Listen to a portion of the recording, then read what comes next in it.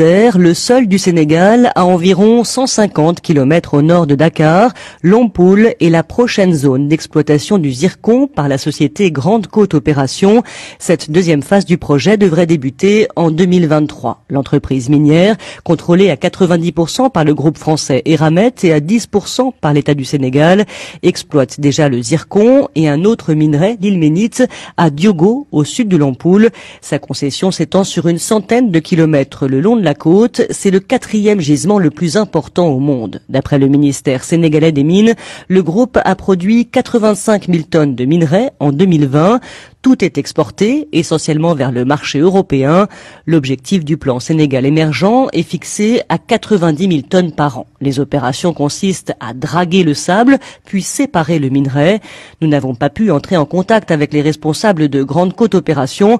Sur son site internet, la société assure que 98% du sable extrait est remis dans les dunes après valorisation de sa partie minéralisée.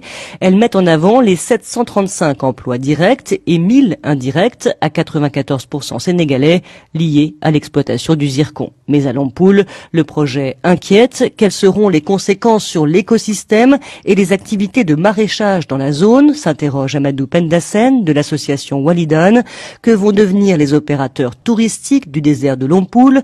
Des questions aussi sur l'indemnisation des populations qui seront déplacées. Il y a un manque de communication, de consultation et de débat public autour de l'exploitation du zircon, regrette Demba Seydi, coordonnateur régional de la coalition Publiez ce que vous payez. À Niafran, en Casamance, dans le sud du pays, un autre projet d'exploitation de zircon se heurte depuis plusieurs années à des réticences d'une partie de la population et du mouvement indépendantiste MFDC. Charlotte Hydrac, Dakar, RFI.